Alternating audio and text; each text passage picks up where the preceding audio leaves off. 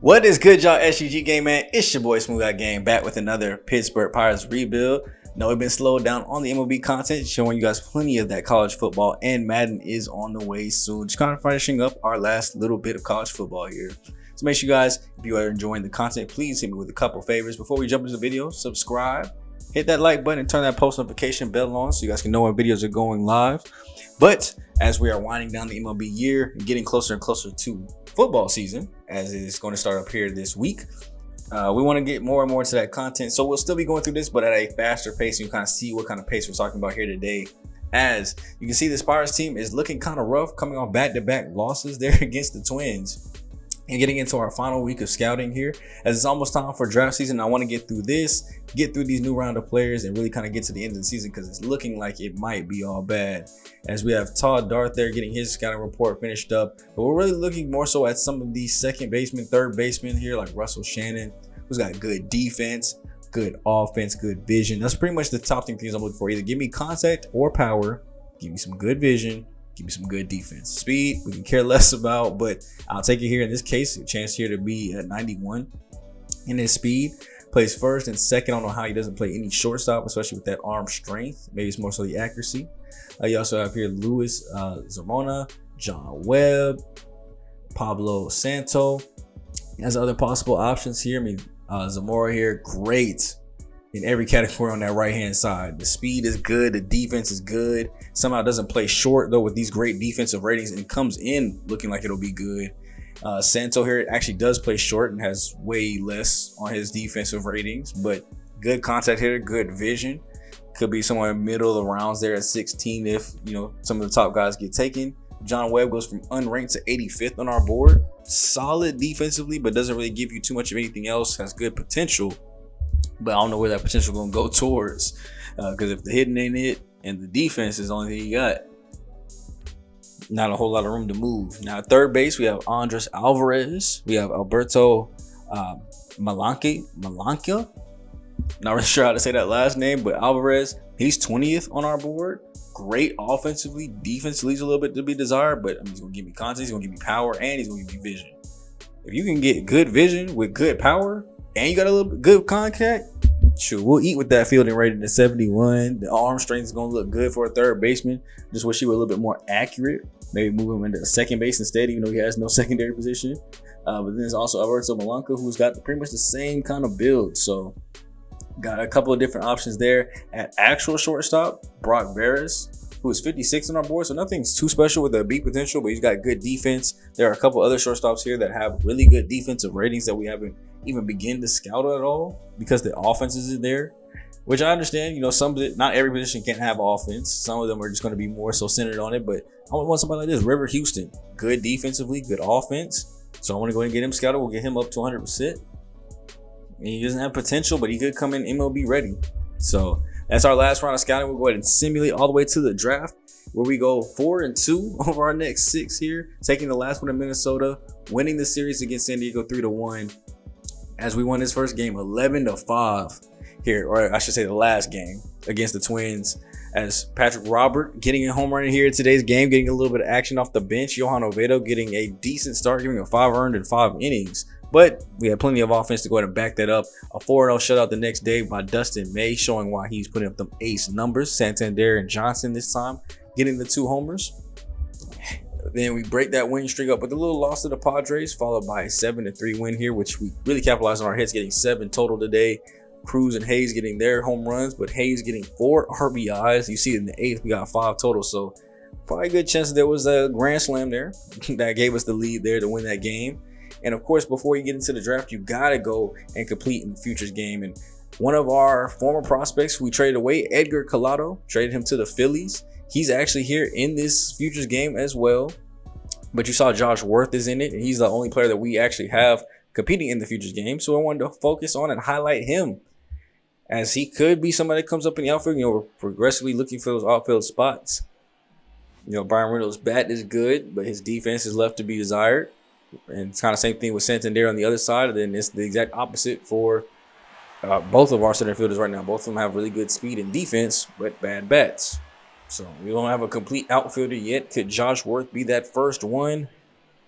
Who knows? This future game will give us a great way to fill this out. And I think, where did it say we were at again? I think we're in Toronto at the Blue Jay Stadium, I believe. I did not get a good look at it coming into it, but here goes Josh Worth out there in right field trying to flex the arm. He is a lefty out there throwing too as well, as that throw is on a rope and he's got him. Nailed him there at third base. Good arm strength, showing that he can play a little bit of defense. Batting .244 this season. Not great, but not bad either.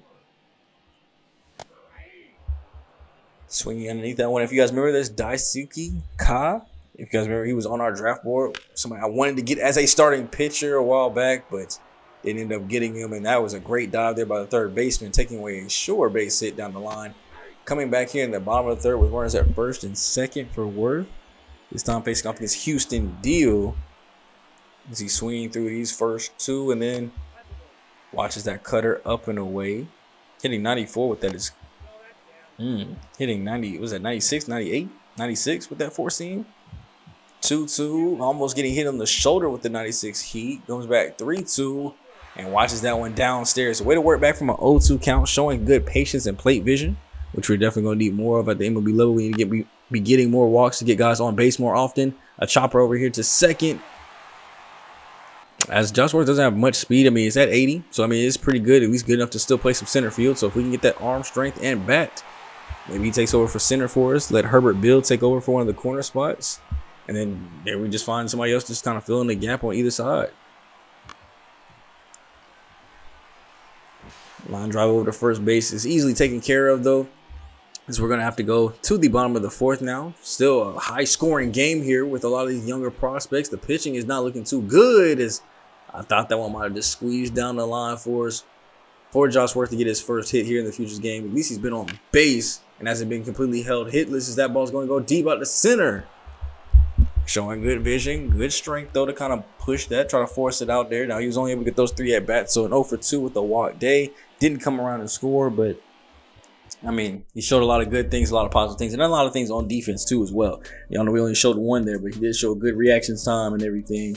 As we go to jump into the draft, we've got our board set up, and how I normally position it is by where they are on our board, not necessarily the MLB draft board.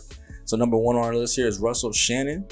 Great contact, vision, good defense, just has to work on his accuracy. But everything else will come in smooth, even with speed. Luis Zamora, 6th on our board. He's got good contact, vision. Defense is better here. Speed is better here. So maybe a better option there for us. I don't know which other two I would take if they're both still there. I'm leaning a little bit more towards Luis, so we'll have to see, because that potential is going stupid too. Pablo Santo, if both of those are gone, might end up with him. Good contact, good vision, and defense is at least serviceable and able to actually play shortstop like I want. We have Brian Meadows, who's 2nd overall on the overall MLB board, 17th on ours, so I don't think we'll take him. I can see why he's 17th at 95% scouted. Nothing here looks amazing. Everything just looks solid. So could be ready day 1, though, as far as you said what the overall range was.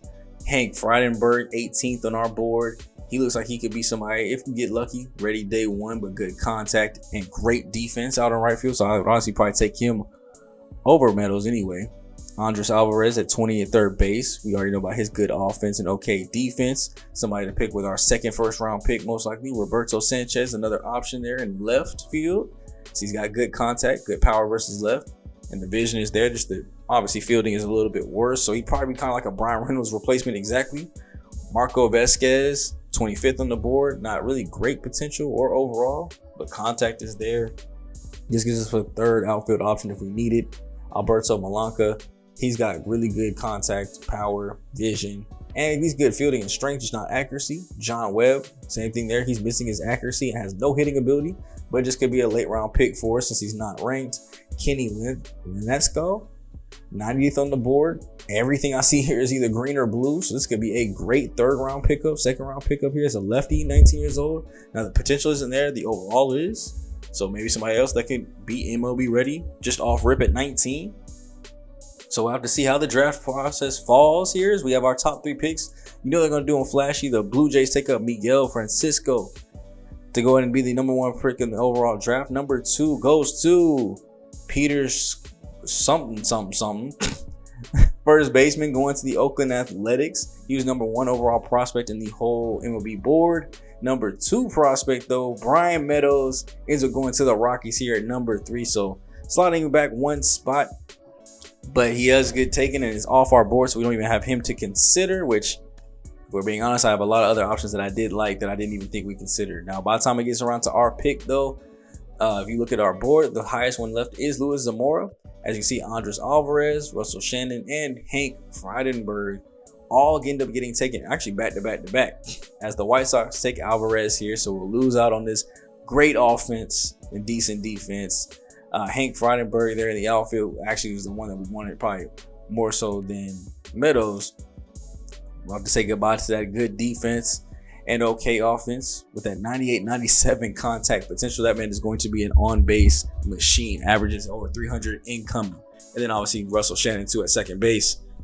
Not too sad about losing him. I think they kind of reached for this one, definitely. I mean, he's fifth on our board, but I think they really did reach for this, so we'll have to see. So with it being our pick now, we're able to kind of go ahead and see who we really want. Luis Zamora, good contact. He just won't have power, but everything else is at least green, if not blue. Like, he'll be good against contact versus lefties, good discipline, good speed, good areas of his defense. Now, he opted out of the doctor's exam, so we have to make sure he's not hurt. But the second baseman will be our first overall pick here in the draft at pick number 19. After we're able to go ahead and make that pick, then, of course, we got another one here for the PPI round. This is the incentive for playing a rookie, basically, or a young player. So Pablo Santo, he's off the board now for us. The second baseman that actually had shortstop playing ability.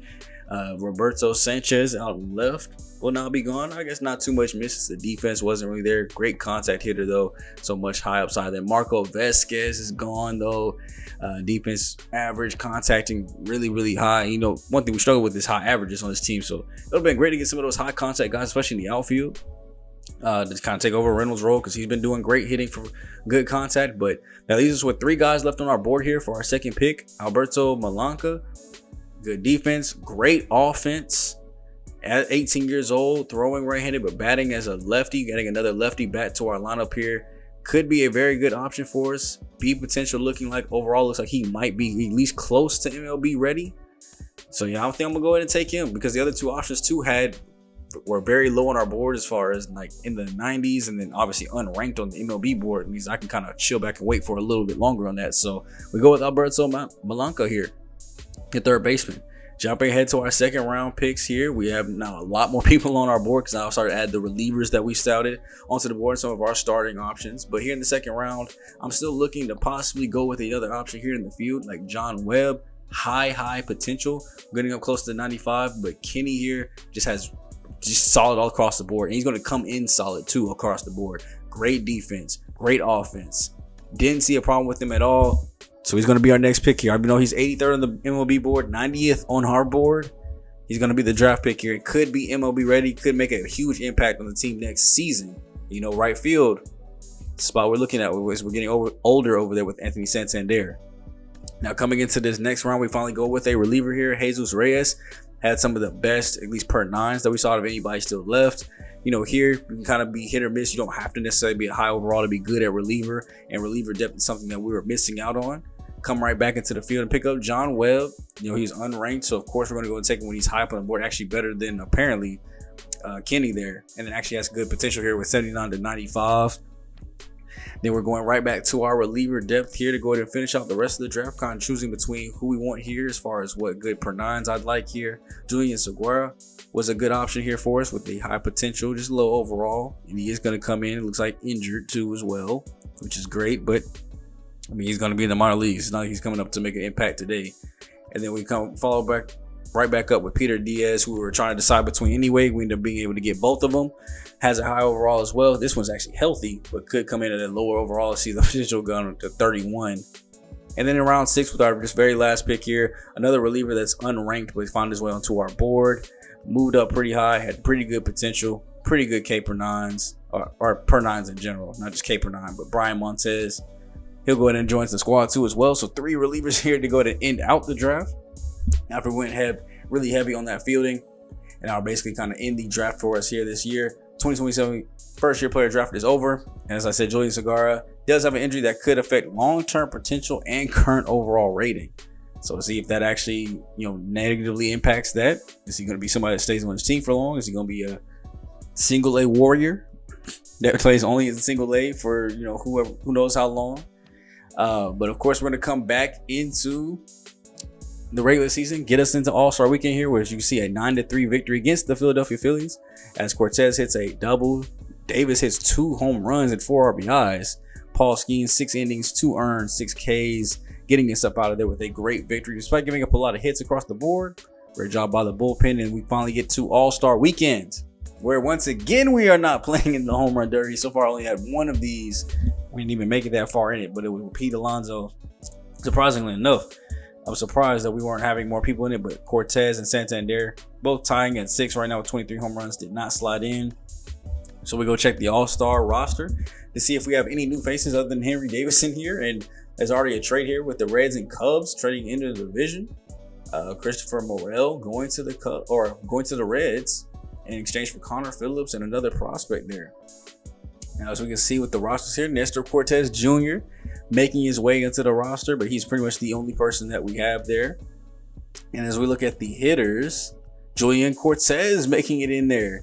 So we're going to actually put him in as the starting DH. Nobody else actually ended up making it. It's just those two. So I figured let's go ahead and watch some All-Star festivities here.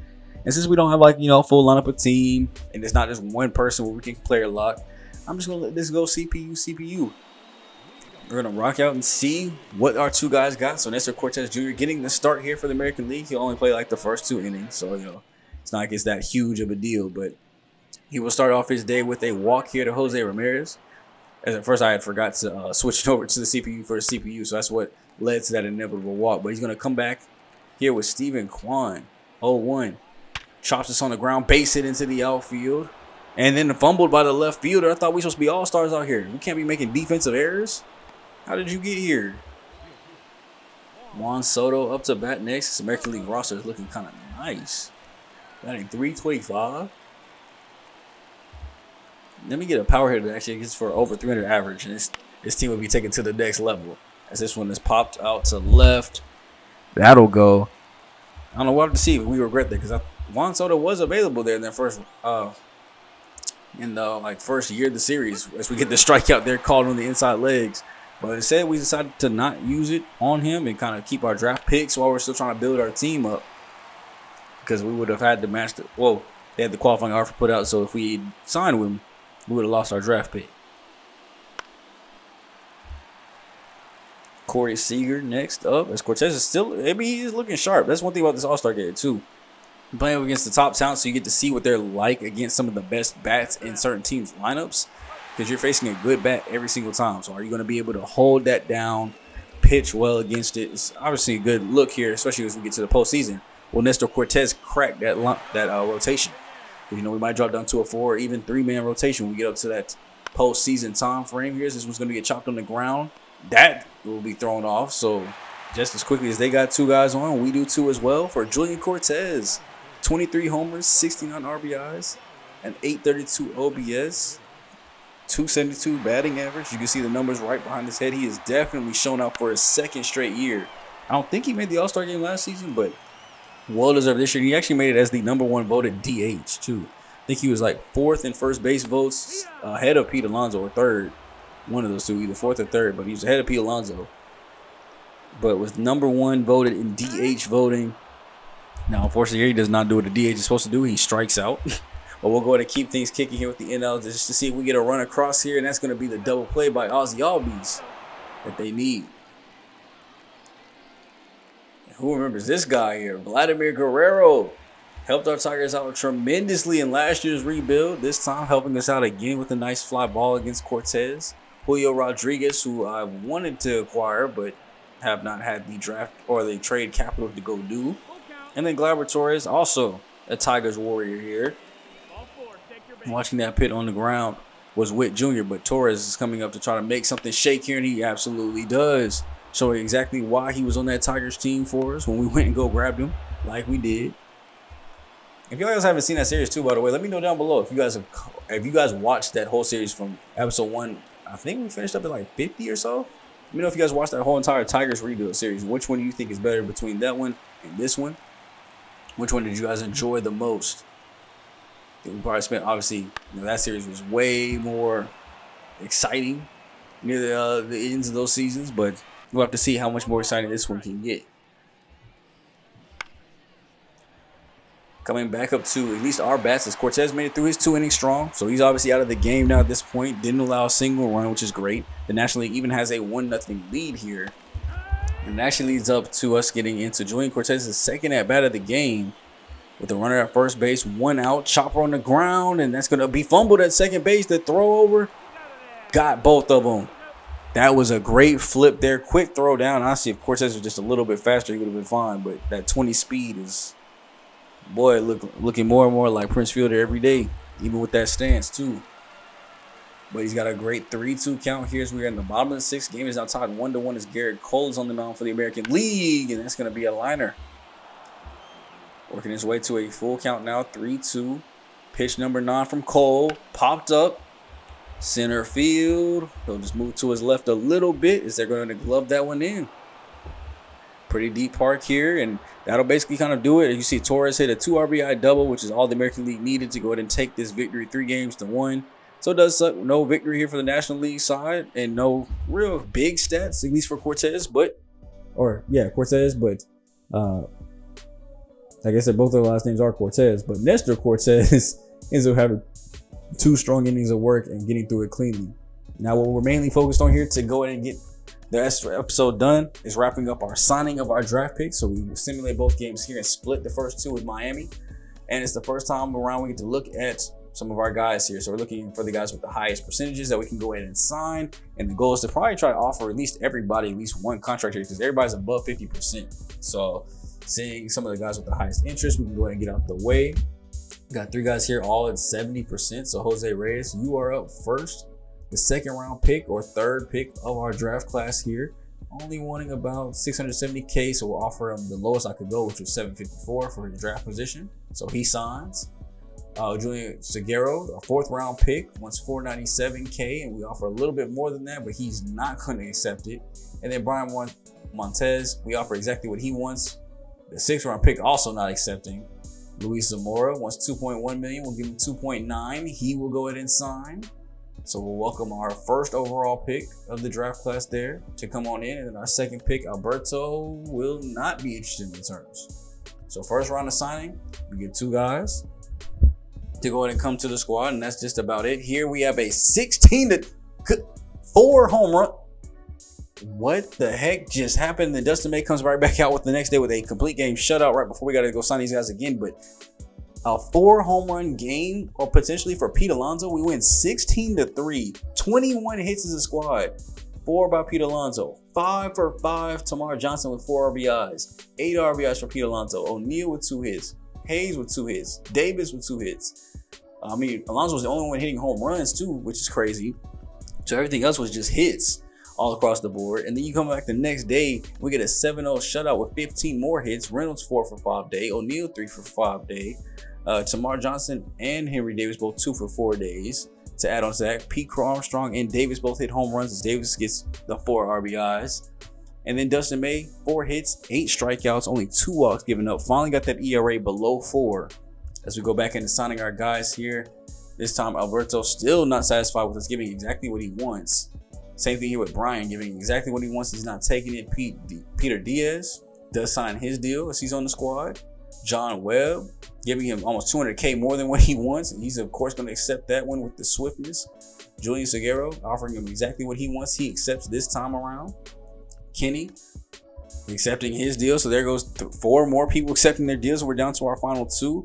Brian Montez, we're going to go to up his offer just a little bit to go ahead and get him to sign. Since we know that almost everybody's done and we can go ahead and up our money here, we'll go ahead and make sure we get our number 2 draft pick here. Alberto, go ahead and come to the squad by upping that a little bit to $2.1 million. So all of our draft picks have been signed. And a quick look at the standings here. We are still 7.5 back of the Cardinals, who are sliding a little bit, 5-5 in their last 10. The Reds are starting to push up ground on them 3 games back. And I know this is looking like a lost season there at the beginning, but we're actually in the wild card race. Not even just in the race. We are in the wild card spot. That's the 3rd wild card team, a game and a half above the Mets, which I can't believe. I remember talking about this season as if it were lost. We're going to go through it thinking we weren't going into the postseason just because we were 3rd in our division. Well, our division just so happens to be good this year. So it's going to be tough to come back for that first place. But we ended up beating the Mets in their series 2-3. Same with Miami. Coming in series with Baltimore, we had a chance to win that game, lose it 6-5, unfortunately. Of course, we get to ignore all the signing draft picks now from here on out. We win the next day, though. 6-2, win the series here, 6-3. And we're down here 6-5 here against the Brewers. Garrett Mitchell coming up to bat. He's 2 for 3, a double and a single. That'll help the average a little bit, help the vision. So we need a win here against Abner Uribe. Division wins are still important here. They're 6-5. We're going to do whatever we can to go ahead and take this game back from them, and we can get some speed here. See, Garrett Mitchell's actually increased his vision. It's now up to the 30s. Still very, very, very low, but at least we got a little bit more, as that's good contact out to right center field, back at the warning track, and it'll be gloved in. Thought we might have tied it on one swing. He had good timing right down the middle, and then Reynolds kind of same thing here. Good timing. He chops his into the dirt, though, instead of being in the air.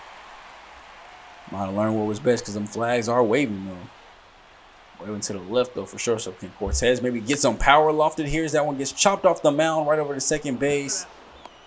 That honestly was a very lucky bounce for them. If that got up the middle, we were seeing a base hit with one out. But instead, it's a double play. And the Brewers walk away here victorious.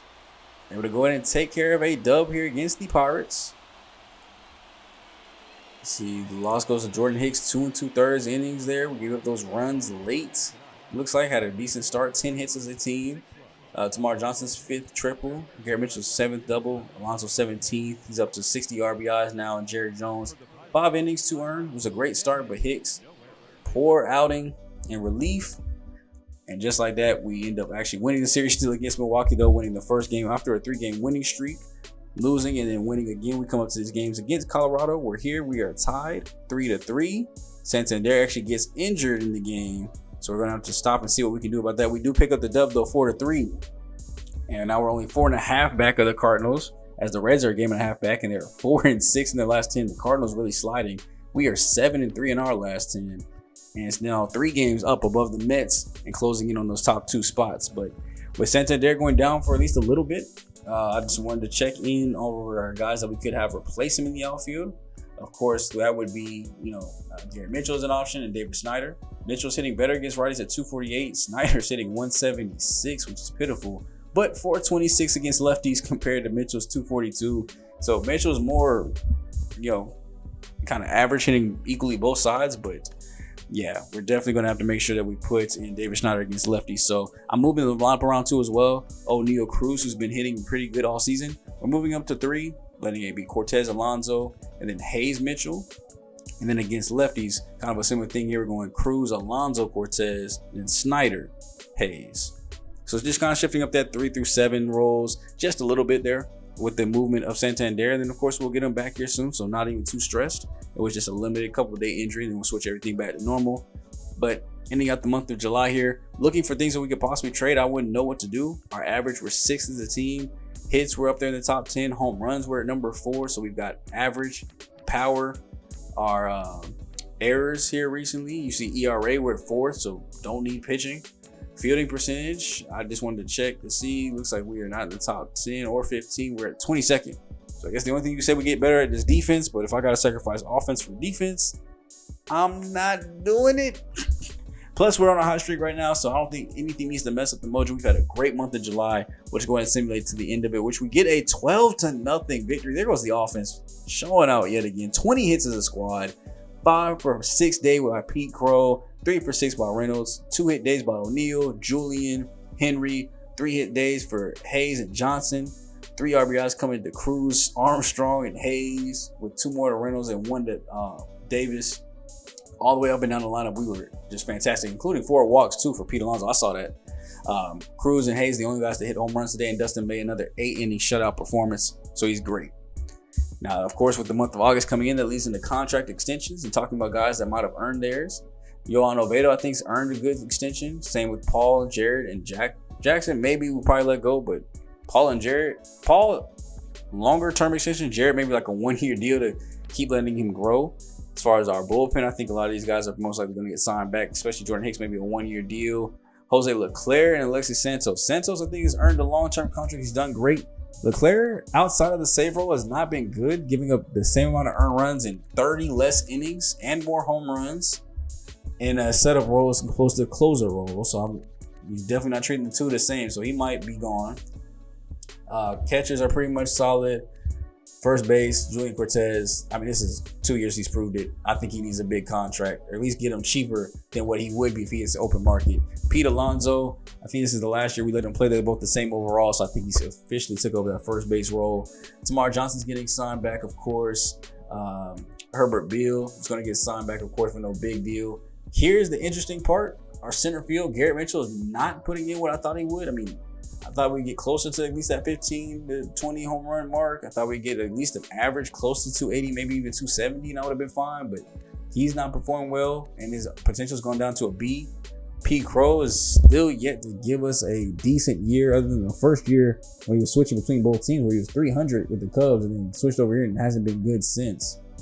And then Santander, I mean, he's putting together a great season yet again. Do I give him at least one more year to show if he can do it again at 33?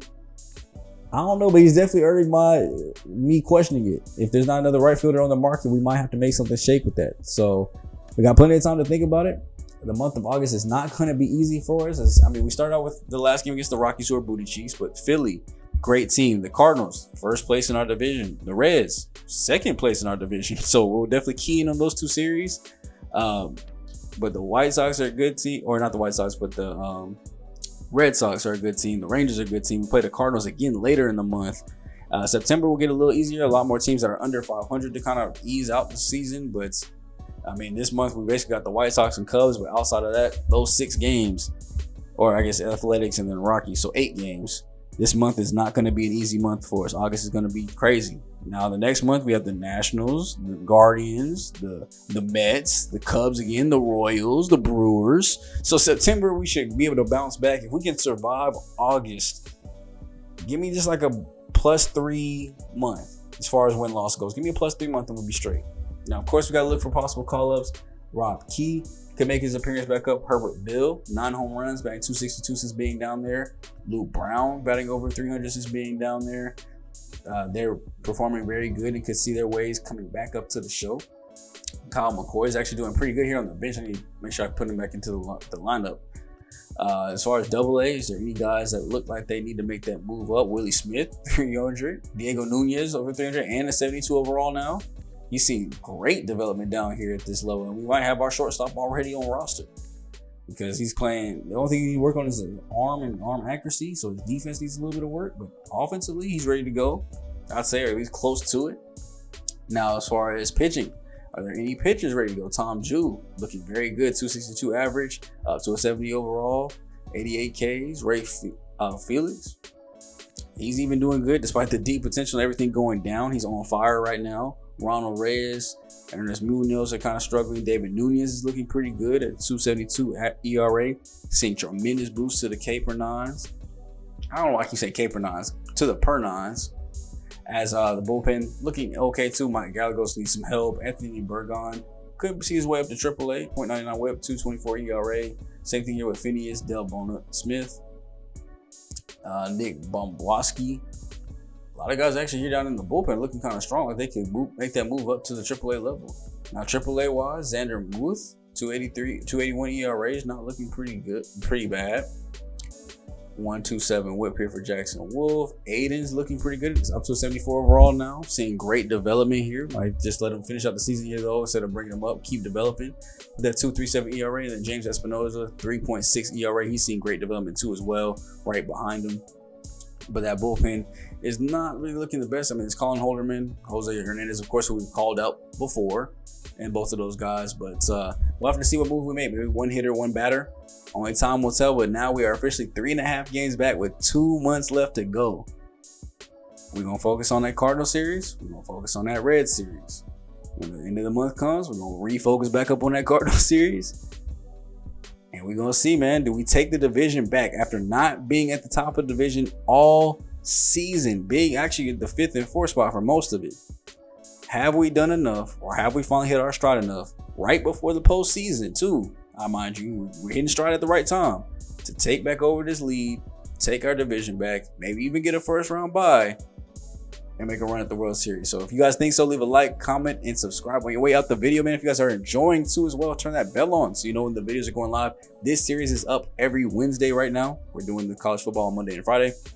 This is up every Wednesday. So let me know how you guys are feeling about it. You guys are rocking out with it. Cool. We'll keep it coming.